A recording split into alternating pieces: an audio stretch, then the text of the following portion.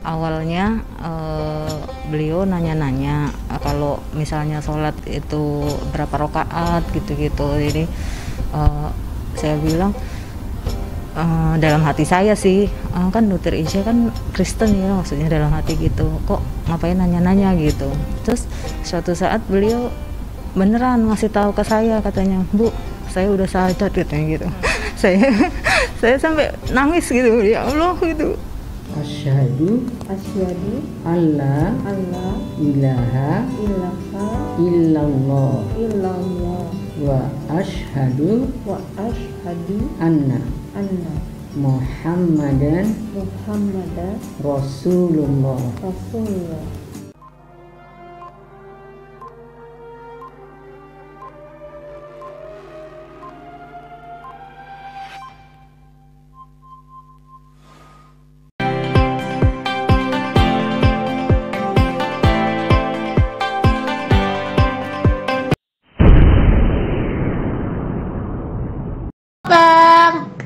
Ya, lebih jelas nggak Mbak? Jelas banget. Jelas. Jelas banget. Allah. Minjem earphone-nya anak-anak ini, kekecilan dikit. Oke, dokter, mungkin kita langsung mulai aja. Sahabat muslim udah gak sabar nih dok, mau dengerin cerita sharingnya dokter, dan aku pun juga gak sabar. Silakan dokter, mungkin tadi pertanyaanku adalah, kan tadi udah banyak yang tahu ya, mungkin sahabat muslimah udah tahu banget nih kisah perjalanan dokter Karissa sebagai sebelum mualaf, bagaimana setelah mualaf itu bagaimana, pokoknya udah tahu ya, insya Allah udah hafal banget gitu ya. Mungkin kita mulai dari tantangan dulu aja kali ya dokter ya.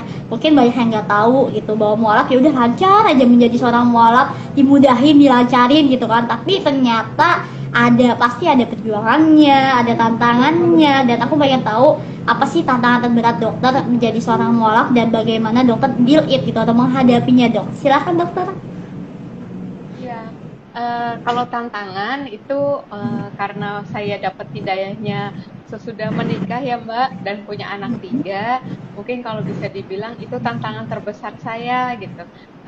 Karena ya itu, karena untuk dapat ridha Allah itu saya memutuskan untuk nggak melanjutkan rumah tangga dengan mantan suami yang masih non muslim gitu, dan efeknya pastinya ke anak-anak ya paling besar gitu. Itu tantangan terbesarnya sih bagi saya, dan alhamdulillah di situ Allah kasih ayat ya. Kalau kita hadapi berbagai tantangan itu memang balik lagi kita ke Al-Quran gitu ya, pengen tahu, karena kita kan nggak bisa dengar suara Allah audible gitu ya, jadi ya mau nggak mau ya baca surat cintanya gitu ya. Pengen tahu harus gimana petunjuknya itu ya ada di dalam Al-Quran kan, dan memang Al-Quran itu betul-betul petunjuk gitu ya, supaya kalau kita mau beruntung, kalau mau kita tahu membedakan yang hak dan yang batil, semua adanya di Al-Quran. Jadi waktu itu alhamdulillah saya dapat kekuatan dari Quran surat Saba ayat 37. Itu disebutkan bukan hartamu dan anak-anakmu yang mendekatkan kamu kepada kami, tetapi orang yang beriman yang melakukan kebajikan gitu, yang akan mendapat balasan yang berlipat ganda dan akan aman sentosa di tempat-tempat yang tinggi, yaitu dalam surga. Udah sejak dapat ayat itu saya mantep gitu, ya udahlah, yang penting saya sudah bersama Allah yang betul gitu ya. Jadi waktu itu ya udah, Allah kan maha segalanya, maha mengembalikan gitu ya. Jadi masa sih Allah, kalaupun saya kehilangan semuanya, kehilangan harta benda, kehilangan keluarga, kehilangan anak sekalipun yang paling dicintain ibu apalagi gitu ya. Nah itu masa sih Allah nggak sanggup kembalikan, nggak tahu kapan saatnya gitu. Nah tapi juga waktu itu udah berpikirnya udah yang terburuk banget Mbak, andaikan sebatang kara pun ya udah gitu, yang penting Allah itu udah lebih dari cukup gitu. Terus waktu itu kalau udah bakal wafat dalam keadaan Islam juga ya udah gitu. Dan waktu itu juga saya berpikir kayak gitu, nggak apa-apa saya sebatang kara lah gitu, pikir kayak gitu ya. Tapi ternyata Allah betul-betul baik banget, nggak sedetik pun ternyata yang saya khawatirkan itu saya kehilangan anak-anak. Justru sampai hari ini alhamdulillah anak-anak bisa selalu sama saya gitu. Jadi apa ya, kadang itu kita butuh satu nggak cuma percaya sama Allah tapi yakin gitu ya, tadi husnuzon billah sama Allah gitu. Kalau kita yakin benar-benar hijrah kita itu benar-benar karena Allah gitu ya, insya Allah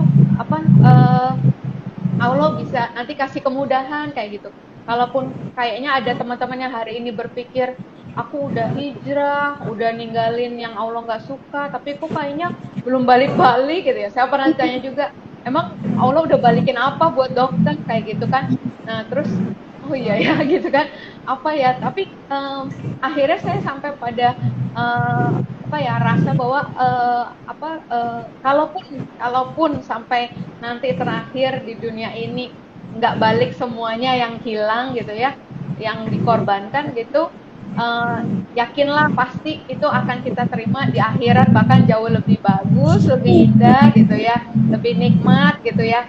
Kalau di dunia nggak dapat ya udah, pasti di akhirat itu udah jaminan lah gitu. Jadi akhirnya gitu deh. Itu tantangan pertama Mbak. Kalau untuk tantangan selanjutnya banyak ya, ketika kita udah masuk dalam Islam pun kan kita harus tetap selalu minta hidayah sama Allah ya, untuk bisa dapat taufiknya, untuk bisa melakukan untuk terus menuntut ilmu gitu. Ketika menuntut ilmu kok banyak ya gitu kan, terus ketika sesama muslim ada yang mulai ke arah kayak tanda kutip mengkotak-kotakan dan sebagainya gitu, dimana kita harus gimana ya Allah tunjukkan yang hak dan yang batil dan sebagainya. Itu sih tantangan ke depan ya gitu. Ya itu seiring dengan semakin dewasanya iman kita, semakin dengan kita makin belajar gitu kan, dibilang kalau ilmu Allah tuh luas banget gitu ya, seperti lautan, kalau itu jadi tinta ditambah 7 lautan lagi aja masih kurang gitu ya gitu. Jadi memang makin kita pelajarin, makin kita haus, rasanya makin nggak tahu apa-apa gitu ya. Nothing banget itu ya baru dokter ya.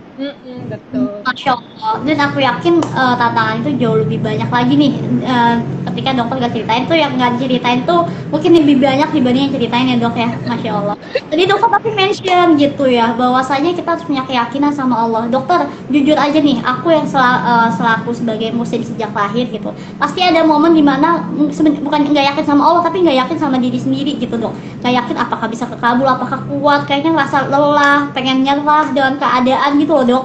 Itu gimana dokter, pas baru mualaf aja tuh udah muncul keyakinan sama Allah, gimana dok bisa akhirnya tuh yakin banget sama Allah? Bahkan dokter tadi bilang ya bahwasanya nggak apa-apa deh istilahnya, sebatang kara juga nggak apa-apa, yang penting ada Allah gitu. Itu kan menurut aku ya dok, keyakinan yang dimana tuh nggak semua orang bisa punya gitu dok. Mungkin hidayah dapat, tapi kan keyakinan ya Allah tuh bisa aja kan, misalnya kayak gini ya, terlalu berat banget sih ujian, kok masuk Islam berat banget nih ujian, kayaknya sebelum masuk Islam biasa ujiannya tuh levelnya paling 5 gitu, kenapa tiba-tiba setelah masuk Islam ujiannya 7, 8, bahkan 10 gitu kan dok, levelnya tuh jauh lebih melesat gitu ya tantangannya, ujiannya. Tapi Masya Allah, di tengah badai, di tengah ujian, aku yakin juga dokter pasti dicibir sama keluarga dan lain-lain, tapi dokter tetap teguh, tetap punya tadi belief sama Allah. Itu gimana dok bisa muncul padahal baru mualaf gitu dok? Silakan dokter.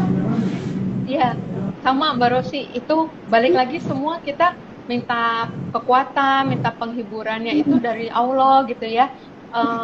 Waktu itu juga sama, waktu saya ngerasa tadi di dalam kesempitan, dalam rasa nggak berdaya, ditanya orang rencananya akan gimana, saya bilang nggak tahu, gelap banget di depan tuh, bener-bener nggak tahu, bener-bener berjalan tuh setapak demi setapak. Ya udah, yang dipegang janji Allah yang ada dalam Al-Quran gitu kan. Dikatakan di surat Al-Ankabut ya ayat 2-3 dibilang, gimana kamu berkata kamu orang beriman tapi nggak diuji gitu kan. Gitu. Oh iya, berarti memang iya gitu, berarti kan.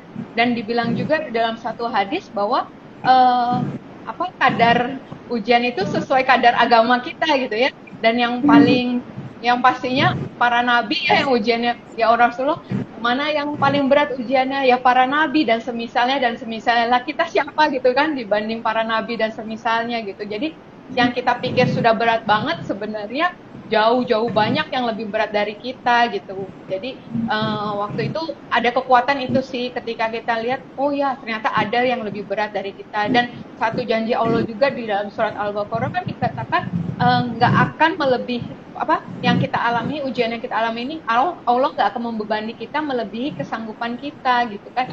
Jadi itu aja yang dikonfirmasi gitu Mbak Rosi. Terus juga saya pelajarin juga bahwa itu antara apa kenapa kita kadang jadi nggak pede, terus jadi takut, jadi khawatir, itu sebenarnya sebanding juga dengan semakin kita yakin sama Allah, semakin kecil tuh kekhawatiran kita terhadap melihat diri sendiri gitu.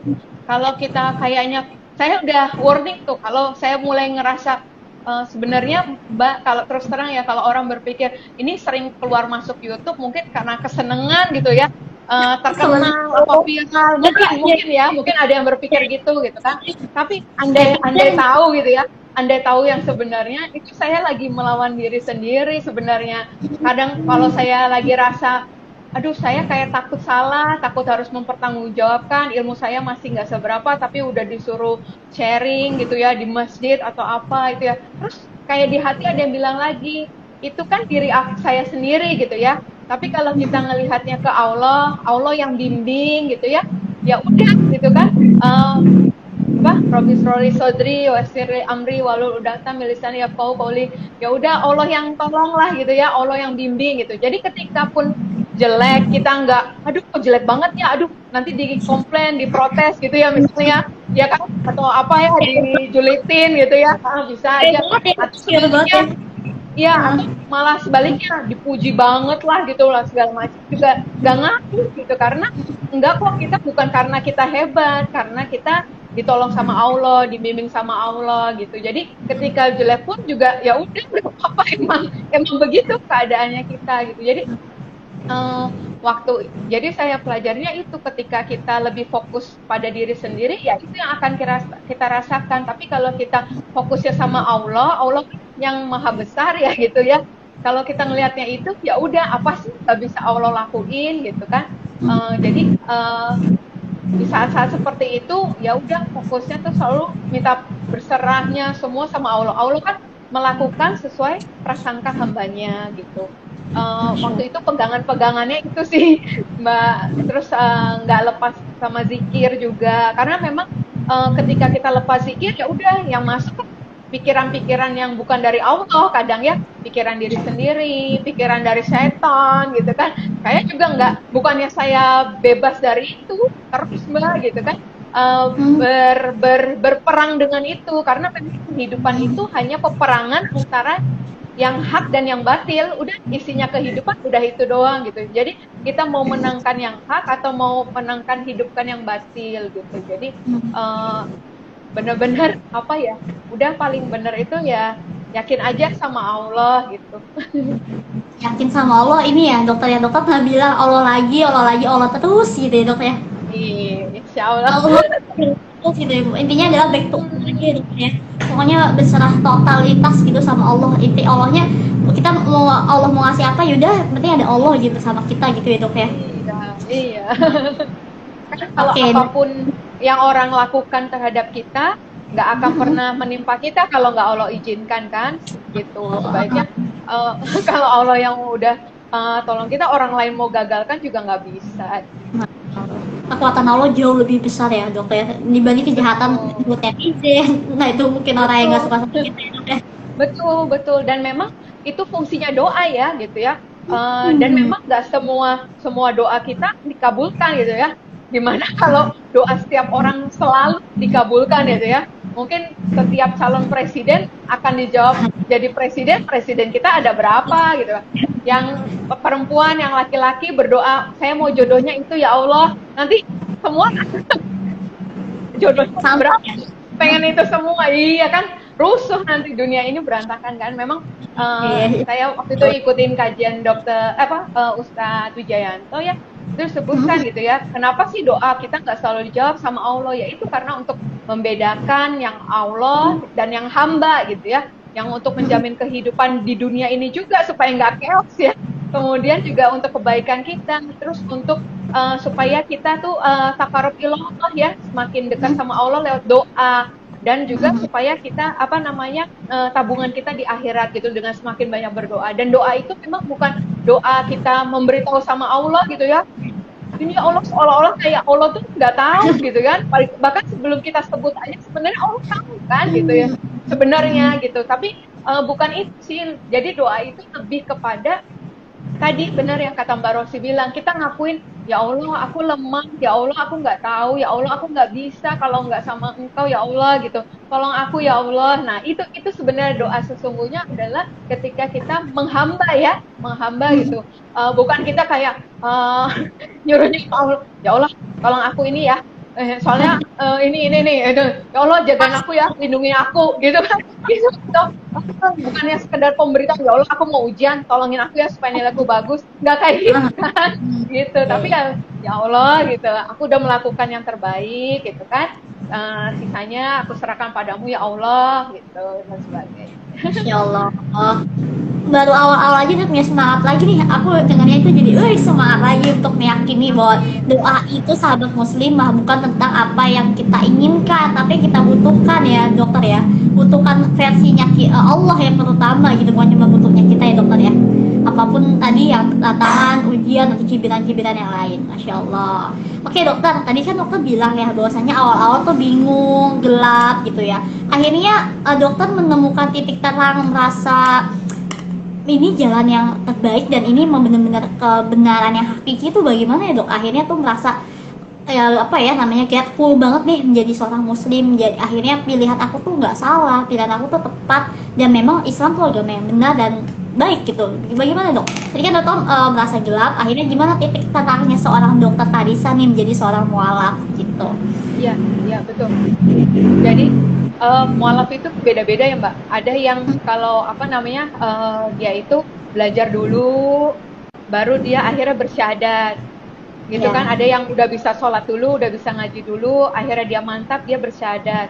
Kalau saya itu agak nekat sebenarnya dengan bekal 3 jam dikasih tahu tentang tauhid, tentang rukun iman, rukun Islam gitu. Syahadat gitu. Jadi kan belajarnya itu sambil jalan lah ya, kayak ibarat bebek langsung diceburin gitu ya, ayo sana berenang sendiri gitu kan, seolah-olah kayak gitu ya. Tapi mungkin itu yang memang paling tepat untuk saya mungkin gitu, ketika kalau misalnya kita belajar dulu lah atau apa dulu lah, mungkin ada maju mundur gitu kan, nggak maju-maju gitu. Tapi karena udah terlanjur nyemplung, ya udah belajar berenang supaya bisa survive juga gitu ya. Kalau punya WA saya, status di display picture-nya juga baru sih baca juga kan ya, kalau kita udah nemukan jalan lurus ya udah maju terus aja gitu, jalan terus aja gitu. Nah jadinya waktu itu saya ya benar Mbak, semakin saya pelajari gitu, yang tadinya mungkin saya nilai kenapa ya orang Islam ini kok terlalu mengagung-agungkan Rasulullah ya, semuanya harus mencontoh Rasulullah sampai kaki mau masuk kamar mandi gitu kan, harus selalu mendahulukan, kalau yang bersih kita masuk masjid kanan, kalau masuk kamar mandi kiri duluan gitu kan, terus harus makan minum ada adabnya, mau tidur ada adabnya dan sebagainya gitu ya. Banyak hal-hal yang tadinya saya lihat dari luar kayaknya gimana banget orang Islam ya, tapi semakin mendekati itu makin saya nggak menemukan celah gitu ya, yang ada saya makin takjub, makin terpesona gitu Mbak, kayak semakin membuktikan oh ini yang sempurna, ini yang betul gitu. Jadi itu yang akhirnya bikin makin terang, makin bangga juga gitu ya sebagai umat muslim gitu ya. Bersyukur banget gitu. Setiap sholat saya itu yang ada tuh cuman ucapan syukur aja, ya Allah kok bisa ya aku kembali ke fitrah gitu kan, kok bisa ya Allah pilih aku gitu ya. Bukan aku mau milih kok sebenarnya gitu, Islam tuh benar-benar pilihan terakhirku banget kali ya kalau bisa dibilang. Tapi ya itu yang dirasakan gitu ya, apalagi kalau saya kan masih ikut santri online ya, itu setiap habis belajar itu tuh kayak pas sholatnya tuh kayak jadi bersyukur gitu, ya Allah nggak salah ya keputusan saya 1,5 tahun yang lalu ya ketika saya bersyahadat kayak gitu. Itu yang senangnya kayak gitu ya. Kalau mungkin orang berpikir ngapain sih belajar terus? Sebenarnya belajarnya itu justru bukan untuk kelihatan sebagai orang alim, orang berilmu dan sebagainya, atau dinilai orang seperti apa, tapi lebih karena tadi makin kita pelajarin tuh yang ada kita makin takjub sama Allah gitu ya. Emang tujuannya itu kan kita jadi poinnya itu bukan doa kita jadi terjawab atau enggak, harapan kita terkabul atau enggak. Poinnya justru bukan di situ, tapi dengan kita dikabulkan doanya atau enggak dikabulkan doanya, apakah kita makin dekat sama Allah, makin kenal enggak sama Allah gitu kan, makin kenal enggak siapa di balik zat yang dapat mengabulkan keinginan kita atau enggak mengabulkan keinginan kita gitu kan. Dan yakin gitu ketika kok kayaknya terlambat ya pertolongan Allah gitu. Tapi sebenarnya kalau kita berpikir itu kita salah, justru yang harus kita pertanyakan diri kita sendiri. Kita terlambat nggak menghadap sama Allah gitu ya. Kita dipanggil oleh azan dan sebagainya, kita dicolek teman, yuk ke masjid, yuk ngaji dan sebagainya. Kita langsung iya atau kita malah banyak excuse-nya kayak gitu dan sebagainya.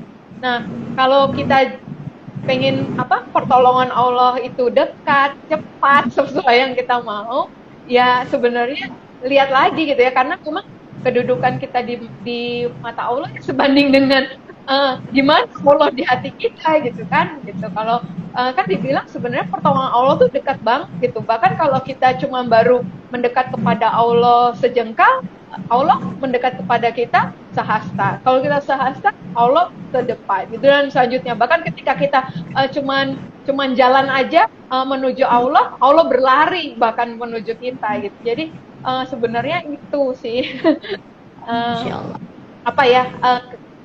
gimana titik terangnya ya, ketika kita semakin belajar ya kayak makin dikuatkan ya gitu ya.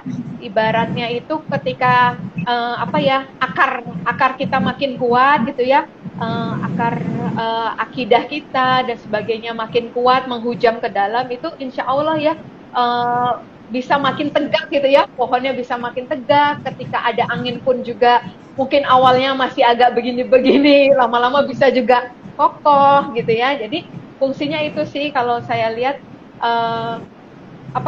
kita makin kokohkan dalamnya, jangan sibuk dengan luarnya gitu ya. Sibuk model hijab yang terbaru sekarang dan sebagainya gitu ya, atau kayaknya keren deh kalau pasang tasbih digital di jaring kayak gitu ya, atau mendandani yang laki-laki mungkin kayaknya kalau jidatnya agak ini dikit tuh kayaknya keren gitu ya, soleh banget gitu kan. Gitu, bukan yang di luar gitu, tapi kita justru bagusnya sibuk yang di dalam gitu, yang mungkin yang justru yang orang nggak lihat. Ini kalau di luar gini mah saya juga ini ya karena Allah masih nutupin aib saya lah, kekurangan saya masih banyak banget gitu kan. Tapi ya karena Allah, baiknya Allah itu ya kepada kita, Allah masih kasih kesempatan dan sebagainya. Dan Islam itu seperti itu Pak, yang Masya Allah aku kagum banget sama Islam, karena Islam tuh punya banyak cara untuk menggugurkan dosa kita, punya banyak cara juga untuk kita bisa mengumpulkan pahala gitu ya. Jadi ketika kita sholat aja, yang mungkin orang berpikir kok mau sih ribet-ribet sholat, harus wudhu dulu lagi dan sebagainya. Masya Allah, justru itu keuntungannya bukan buat Allah nggak butuh kok kita kayak begitu gitu. Kita nggak sholat juga nggak ada yang berkurang, kemuliaan Allah juga nggak berkurang. Justru yang butuh itu kita kan gitu kan, kita yang diuntungkan. Sebenarnya kita tuh kayak malah lagi dikasih kesempatan, ayo mau bersihkan dosa-dosa kita ya. Tiap berapa saat, baru berapa detik aja udah salah ngomongnya, baru berapa detik aja udah ngelihatnya salah, dengernya salah kayak gitu kan. Tapi Masya Allah, dengan dibasuh air wudhu itu digugurkan dosanya. Ketika kita sholat, Masya Allah, dibilang kan sholat itu kayak ada sungai di dekat pintu kita, 5 kali sehari kita masuk ke sungai itu, masa iya masih ada kotoran menempel gitu kan di badan kita. Dan benar-benar sholat itu kan dibilang ya, kalau urusan kita berantakan ya kita perbaiki dulu, itu urusan di dunia kita berantakan ya kita perbaiki sholat dulu. Karena memang betul dengan sholat itu ya kan dikatakan juga bahkan dosa yang lebih besar daripada berzina, mencuri itu adalah meninggalkan sholat gitu. Jadi kalau ada yang meremehkan, udahlah sholatnya, jangankan meninggalkan sholat ya udahlah nanti bisa dijamak ini gitu ya. Kalau bisa di waktunya kenapa harus dijamak gitu kan? Gitu ya. Jadi Allah yang paling tahu. Jangankan Allah, kita pun mungkin tahu sebenarnya kita tuh lagi menunda atau enggak gitu kan. Gitu kadang saya gini, memang masih bisa sih dijamak gitu kan, cuman terus kenapa ditunda gitu kan, sekarang juga bisa gitu kan, gitu kita kan nggak tahu nanti ketika kita tunda ternyata yang perempuan misalnya haid, yang kalau kita tunda tiba-tiba misalnya kita ternyata maksudnya ya kecelakaan atau apa dan sebagainya gitu, yang kita pikir kita masih sempat untuk menjamaknya gitu. Masya Allah. Intinya yang aku simpulin adalah gini ya dok. Mungkin tadi dokter menganalogikan adalah titik terang itu kayak akar gitu ya tadi pohon. Mungkin aku tangkap adalah dokter tuh merasakan titik terang itu karena ilmu ya dok ya, karena belajar itu kayak maps gitu ya, yang akhirnya tuh memberikan ini loh jalan yang bener, ini loh cara yang bener gitu ya dok ya. Betul, makanya ada hadisnya yang dibilang ya, barang siapa menyusuri jalan menuntut ilmu, maka dimudahkan jalan menuju surga gitu ya. Itu yang kayaknya yang berasa banget gitu ya. Masya Allah. Dokter, berarti kalau bisa dihitung dokter sudah hampir 1 tahun lebih ya menjadi seorang mualaf ya dok? Ya. Aku penasaran dong gitu. Ada nggak sih kan Islam itu kompleks ya? Masya Allah, perfect dan kompleks juga gitu kan. Ilmunya banyak banget, cabangnya juga banyak gitu dok. Ya nggak sih, makin berasa Masya Allah makin lagi gitu kan. Aku penasaran dong, ada kesulitan nggak sih dok untuk mempelajari Islam gitu, dan boleh tahu nggak, boleh bocorin dikit gitu dok, langkah-langkah dokter tuh untuk belajar Islam tuh dari mana dulu, terus saat ini lagi fokus belajar apa nih dok? Ya, betul mbak. Apalagi kalau masuk ke bahasa Arab gitu ya, yang benar-benar asing banget, saya juga kemampuan bahasanya kurang. Jadi yang saya pegang dulu adalah bahwa kan Allah bilang ya, Quran surat Al-Maidah ayat 6 ya, bahwa Allah tidak hendak menyulitkanmu gitu kan ya, tapi Allah hendak membersihkanmu dan menyempurnakan nikmatmu gitu, supaya engkau bersyukur. Terus juga di Quran surat Al-Qamar kan dikatakan sampai 4 ayat ya berturut-turut, 17, 22, 32, 40, bahwa sesungguhnya Allah mudahkan Al-Quran ini bagi kamu gitu kan, tinggal siapa yang mau mengambil pelajaran gitu. Jadi waktu itu saya nggak berpikir pada hasil akhir mbak, saya berusaha menikmati setiap prosesnya gitu ya, dan setiap proses orang beda-beda gitu, nggak bisa kita kok anak kecil itu cepet banget ya hafal gitu ya, ayat-ayat habis Quran, masa banyak yang kecil-kecil kok kalah sama bocah gitu ya kadang gitu ya. Tapi nggak bisa dibandingkan gitu ya, memang nggak bisa. Kalau dibandingkan nanti kita yang ada stres gitu kan, under pressure banget gitu kan. Yang ada juga nanti kita malah nggak dapet poinnya gitu ya, nggak dapet ridho Allahnya gitu ya. Karena memang yang pertama kali diluruskan itu dan selalu harus diluruskan itu niat. Niat itu nggak cuma di awal, waktu prosesnya dan akhirnya itu harus lurus gitu ya. Kadang kita awalnya udah lillahi ta'ala, tapi pas di tengahnya mungkin enggak, udah kayak aduh capek banget gitu kan, aduh kok nggak hafal-hafal, kok udah baru hafal lupa lagi gitu ya. Memang pasti lupa, orang manusia gitu kan. Kalau nggak pernah lupa bot ya kan, dimasukin chip hafal udah, dia berapa kali aja udah akan tetap hafal. Nah kita kan alhamdulillahnya nikmat yang dikasih sama kita kan, nikmat pertama nikmat penciptaan ya, kita diciptakan sebagai manusia dan bukan sebagai makhluk lain gitu. Nah bersyukur gitu ya, kita jadi manusia, dikasih akal budi sama Allah, dikasih kehendak bebas sama Allah, kemudian nikmat pemeliharaan dari Allah, dan terakhir memang nikmat hidayah. Kita harus selalu minta hidayah sama Allah untuk selalu tawadu ya, nggak merasa puas, nggak merasa sombong bahwa kita udah tahu semuanya gitu. Tapi yang ada, walaupun kayak tadi baca judulnya menggapai iman Islam misalnya, atau nikmat Islam, nikmat iman, nikmat Islam, aduh bosennya kayaknya hidayah terus gitu ya. Tapi enggak, tapi kalau kita ngelihat tema tertentu, kajian, oh temanya tentang bahas surat Al-Kahfi lagi gitu ya misalnya gitu ya. Tapi kalau kita ada apa lagi ya tentang Al-Kahfi gitu ya, insya Allah nanti tiap saatnya Allah pasti kasih kemudahan gitu. Nah, itu pegangan awal ya, pegangan awal saya berusaha banget untuk jadi gelas kosong gitu, yang pengen tahu. Tapi kalau kita udah ngerasa kita tuh gelas penuh, ya udah mungkin nggak masuk gitu ya, betul nggak masuk gitu ya. Yang ada kita malah nggak dapat apa-apa, rugi banget kan gitu. Nah jadi kalau kita haus gitu ya, kita tawadu untuk pengen belajar dari siapapun, dari hal apapun gitu ya, nanti Allah yang bimbing gitu ya. Insya Allah kita dipertemukan dengan orang-orang yang tepat juga, kan dibilang roh ini, kita ini tuh akan menarik rohnya yang sama dengan kita gitu. Ketika kita maunya selalu, itu udah fitrahnya setiap manusia itu untuk selalu nyari yang benar yang mana sih, itu udah pasti deh gitu kan. Kita nggak usah diajarin harus yang sunnah ya, harus yang sohi ya, itu udah fitrah gitu. Setiap kita mesti mencari yang sunnah, yang sohi gitu kan. Nggak mau kan dikasih tahu yang palsu kan gitu dan sebagainya gitu. Itu nanti dibimbing. Tapi tadi niat harus selalu diluruskan, juga tadi sikap hati ya, kita terus kita menghargai proses hijaz setiap orang, nggak merendahkan orang lain yang mungkin kesannya kayaknya lebih kurang ilmunya dari kita. Itu jangan pernah kayak gitu. Terus kita selalu memuliakan guru-guru kita juga gitu ya. Segimanapun guru kita itu pasti namanya manusia, mungkin ada kurangnya dan sebagainya, tapi yang kita lihat itu justru yang positif yang bisa kita ambil gitu ya. Kalau kita nyari yang sempurna, nggak ada. Yang sempurna cuma Allah gitu kan. Jangan sampai kita kecewa. Betul, kita kecewa dengan salah satu guru misalnya gitu, satu guru terus kita berhenti belajar kayak gitu. Jangan berhenti kayak gitu. Jadi kalau saya belajarnya, oh ya, apa yang bisa saya hal positif apa yang bisa saya ambil dari beliau, hal positif apa yang ini, yang mungkin kayak saya kurang gimana, ya udah gitu. Dan itu bukan untuk menjadi bahan perdebatan dan sebagainya kan. Surat Al-Kahfi juga ayat 28 itu bilang juga, kita kan ketika kita bersama dengan orang-orang beriman, bersama orang-orang soleh, kita harus apa aja. Kalau kita mau jalin terlalu kebersamaan, kita harus sabar ya kan. Sabar karena karakter orang beda-beda gitu ya, karakter guru beda-beda.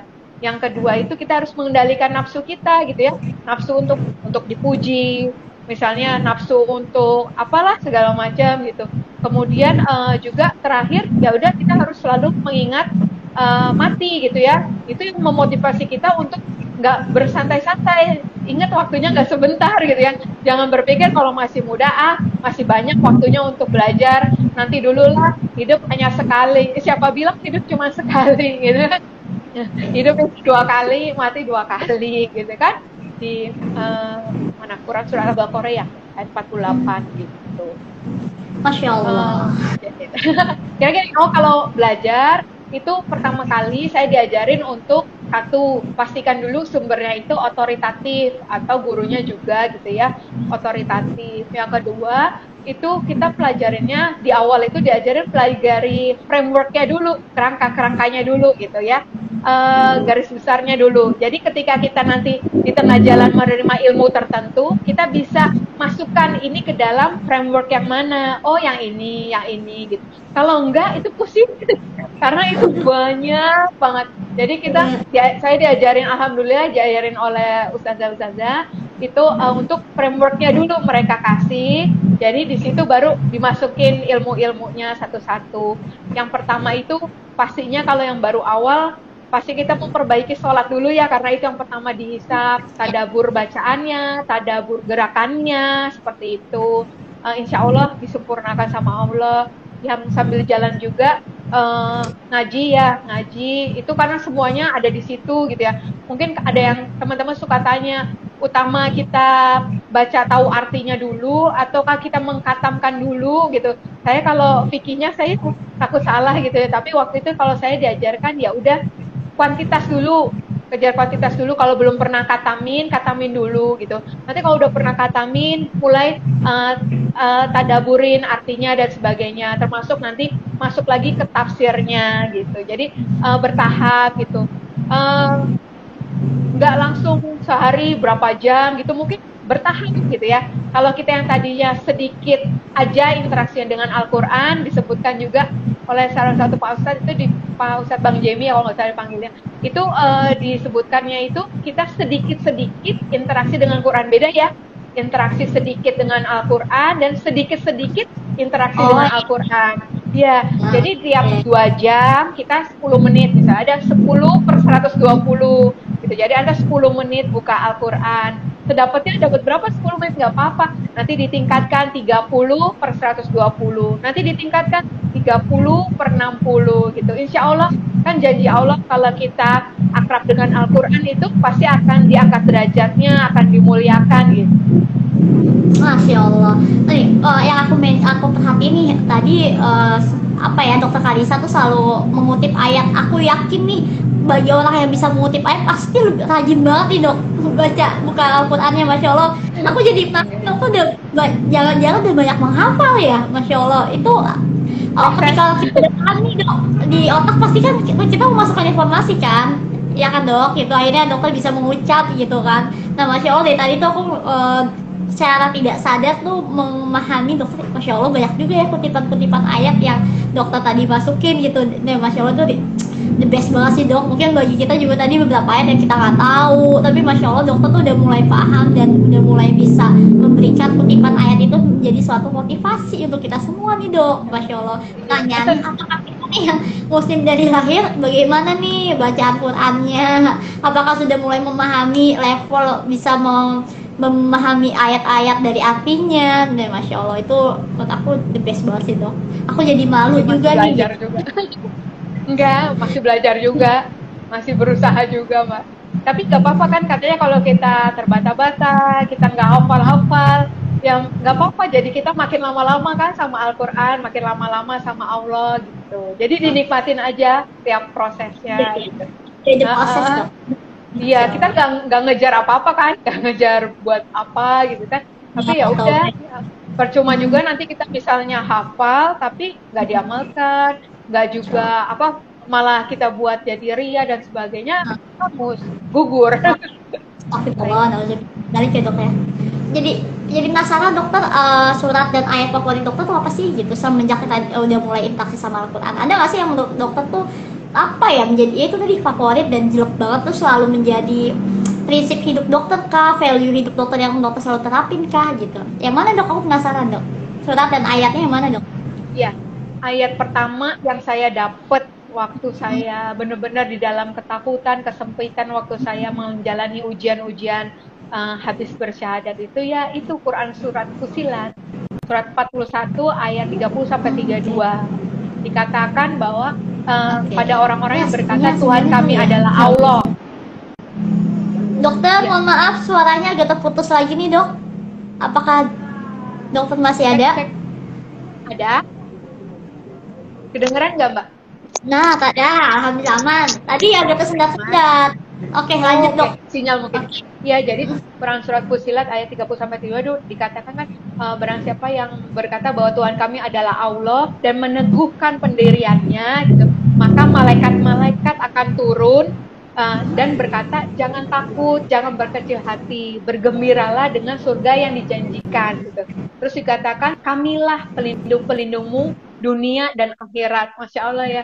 Terus di dalam surga nanti kita akan diberikan apa yang menjadi keinginan kita, apa yang kita minta kita doakan ya, sebagai penghormatan bagimu gitu, dari Allah gitu. Masya Allah gitu. Itu yang selalu aku pegang gitu, bahwa aku harus selalu neguhkan pendirianku untuk berkat Tuhanku adalah Allah gitu. Raditu billahi robban wa bil islami dina wa bi Muhammadin nabiyyan wa rasulah. Jadi itu sih yang semoga ya sampai akhir hidup itu bisa tetap teguh itu memegang itu, dan insya Allah kita semua juga bisa bersama-sama lagi di surganya Allah, surga yang terbaik juga gitu ya. Udah dikasih surga mau yang terbaik itu Masya Allah, cita-cita termulia sih menurut dok. Iya. Masya Allah. Oke dokter, mungkin the last question kali ya dok. Gimana sih caranya tadi sesuai dengan tema kita ya dok, dokter bisa menggapai indahnya Islam, manisnya iman. Boleh nggak dok kasih rahasia nih, kasih tips juga nih untuk sahabat muslimah yang saat ini lagi down, yang saat ini lagi apa ya, futur gitu kan ya, normally ya dokter ya, tiap manusia ada up and down-nya gitu. boleh dong dok gitu, selaku mungkin dokter masih punya semangat yang tinggi level, masya Allah volumenya lagi masih 100 atau 98, kita nih yang lagi putus lagi 60 lagi 50, boleh dok supaya volume iman kita tuh kembali cus gitu, kembali naik gitu drastis, boleh dokter tuh bisa kasih wejangan atau semangat apapun dokter, silakan. Ya, terima kasih. Ini saya pernah dengar dari seorang ustadz ya, ketika kita futur dan sebagainya, kita nggak bisa menikmati ya, nikmatnya hidayah, nikmatnya ibadah gitu. Itu sebenarnya itu suatu musibah yang lebih besar daripada musibah-musibah yang kita pikir sebuah musibah gitu buat kita. Justru kalau kita mengalami musibah, ujian yang buruk, itu kita makin dekat loh sama Allah. Gak usah disuruh, pasti kita nangis, kita sujud sama Allah gitu kan. Tapi musibah sesungguhnya adalah ketika kita jauh dari Allah sebenarnya. Ketika kita nggak merasakan nikmatnya sholat, kita mulai jarang tilawah Quran, ketika kita mulai kebal terhadap nasihat gitu, dan macam-macam lah, hati kita mulai, itu kayak orang sakit ya. Kalau kita sakit kan tidak nggak berasa ya, apalagi yang teman-teman kemarin kena COVID dan sebagainya kan, aduh nggak ada rasa, nggak ada bau gitu ya, itu berarti ada something wrong gitu ya. Jadi dibilang kelezatan ibadah, nikmatnya iman itu sebanding dengan kita menjauh dari maksiat gitu. Ketika itu makanya kita tinggal istighfar. Ketika kita futur, kita merasakan nggak nikmat lagi, ini pasti aku ada yang salah. Mungkin kita belum sadar gitu ya, mungkin bukan maksiat tapi penyakit hati gitu ya. Kita ngerasa tadi ujub, ria dan sebagainya, itu juga bisa menimbulkan tadi penyakit hati itu. Jadi hati kita menjadi sakit, bahkan mati gitu ya, dingin gitu, tawar dan sebagainya. Padahal nikmat itu gak bisa kita ceritain kayak gini nih sebenarnya. Mau saya ceritain kayak apapun, sebenarnya teman-teman akan ngerasakan nikmat itu, dirasakan, dialamin gitu kan. Nggak, saya pun dulu lihat orang Islam gitu, kok mau doanya sujud-sujud di lantai gitu kan. Ternyata Masya Allah, saya udah ngalami itu nikmat terindah gitu ya, yang dirindukan itu ketika kita bersujud. Dikatakan tuh bahasa puitis indah-indahnya, kita berbisik di bumi, terdengar di langit. Masya Allah gitu kan. Jadi jadi itu sebenarnya ketika kita futur ya tadi, minimal kita lakukan yang wajib ya, jangan ditinggalkan, karena tadi ingat itu dosanya lebih besar daripada dosa zina gitu kan. Dan ini satu hal yang saya pegang, itu yang membedakan kita dengan kekafiran gitu. Satu-satunya pembatas kita dengan kekafiran adalah kita sholat atau enggak sholat gitu ya. Jangan kita pikir ketika kita sudah muslim, kita nggak sholat nggak apa-apa, kita tetap muslim. Hati-hati gitu ya, karena bisa jadi itu kita sebenarnya udah berbatas tipis dengan kekafiran gitu kan. Jadi itu yang berusaha saya jaga. Kalau teman-teman lagi putus nggak apa-apa gitu, tapi tetap dijaga yang wajib-wajibnya. Terus kita sambil minta ampun sama Allah. Mudah-mudahan Allah bisa istighfar itu kan ketika kita seperti misalnya kita banyak dosa yang menutupi kita, tapi ketika setiap kita istighfar, setiap yang noda-noda yang menutupi kita itu pelan-pelan satu persatu itu dihapuskan, diangkat gitu kan ya. Insya Allah ketika hati kita mulai dibersihkan sama Allah, kita bisa merasakan lezatnya lagi beribadah gitu. Mungkin itu Mbak Rosi. Masya Allah, the best banget nih. Mudah-mudahan setelah ini sahabat muslimah menjadi lebih semangat lagi ya. Nah, Alisa, tadi banyak beberapa yang mau bertanya nih gitu. Boleh nggak kalau kita buka open Q&A? Boleh, silakan. Oke, sahabat muslimah yang mau nanya langsung live gitu. Masya Allah nih, Dokter Alisa siap siaga untuk menjawab sahabat muslimah yang mau tanya. Silakan ditulis di kolom komentar, atau tadi gini Dok, boleh nggak Dok kalau misalnya bagi sahabat muslimah kita live tanya langsung, jadi live itu bersama followersnya, mungkin 1-2 orang kali ya kita pilih. Ya kita berkenan nggak Dok? Boleh, silakan. Oke, sahabat muslimah siapa yang mau nanya langsung, kita live bareng nih bertiga, silakan dia yang cepat dia dapet ya sahabat muslimah ya. Boleh langsung join, nanti aku yang accept. Silakan sahabat muslimah yang mau nanya langsung sama Dokter Karissa, langsung join live IG kita, nanti aku accept. Atau kalau yang malu-malu boleh banget langsung tulis di kolom komentar untuk bertanya kepada Dokter Karissa. Kita akan pilih 1 atau 2 orang untuk sesi tanya jawab ya, karena semakin waktu semakin malam, kasihan juga dokter Karisa yang mau istirahat nih. Oke, spesial untuk 2 orang penanya ya. Mungkin sahabat muslimah yang mau langsung live IG. Nah, ini udah ada langsung nih dok. Masya Allah, beruntung banget nih Mbak Ima terus Milawati. Kita coba kita langsung sapa ya dokter ya Mbak Ima-nya nih. Halo Mbak Ima, gimana nih sinyalnya aman? Kayaknya belum masuk ya. Proses loading kali ya. Sudah masuk belum?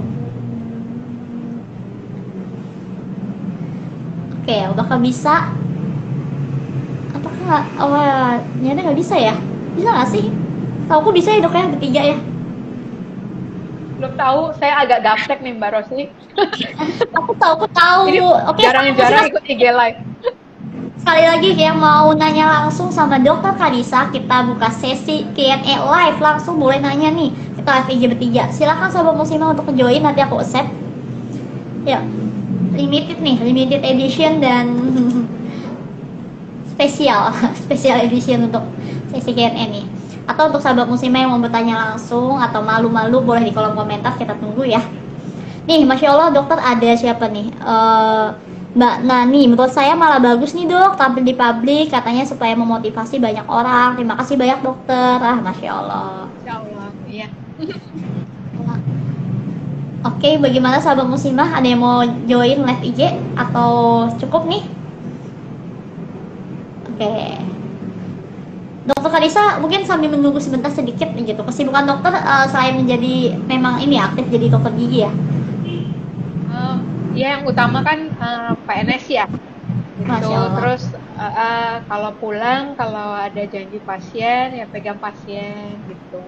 Terus tadi udah selebihnya paling kajian, ngurus anak. Ya, kalau lihat nih jadwalnya cukup padat nih untuk sharing-sharing juga ya. Insya Allah. Cuman memang diatur juga sih karena kalau ini kan masih proses belajar ya Mbak. Jadi sebenarnya porsi belajarnya yang lebih banyak gitu. Jadi ya mungkin 1-2 kali aja setiap minggu gitu. Dan beruntungnya Muslimah Daily terpilih nih bisa menjadi salah satu yang bisa live IG bersama Dokter Karisa. Oke, sepertinya mungkin karena ini kali ya dokternya pada amazed sama jawaban-jawaban dokter, kayaknya merasa cukup kali ya mereka semua. Kita semua nih kayak merasa ya Allah sakit speechlessnya nih dengan kata-kata dokter sambil menyerapnya tuh luar biasa gitu. Oke dokter, mungkin karena sudah waktunya malam juga ya, dokter sudah mungkin mau beraktivitas lagi atau mau istirahat. Boleh banget nih dokter, mungkin aku mau selaku moderator dan host dari muslimadeli.com dan sahabat muslimah yang sudah menyimak, makasih banget kepada dokter Karisa yang sudah memberikan iman booster iman booster pada kita semua. Mudah-mudahan yang tadi volumenya 60 bisa langsung drastis naik menjadi 90 dan tetap istiqomah ya dokter ya. Amin ya Allah. Oke dokter, terima kasih sekali lagi dan selamat istirahat untuk dokter Karisa. Salam untuk keluarga dan diri cinta ya dokter. Makasih, salam juga buat tim Muslimah Daily ya. Barakallah, mohon maaf lahir batin tadi sampai nunggu sejam. Assalamualaikum Warahmatullahi wabarakatuh. Oke,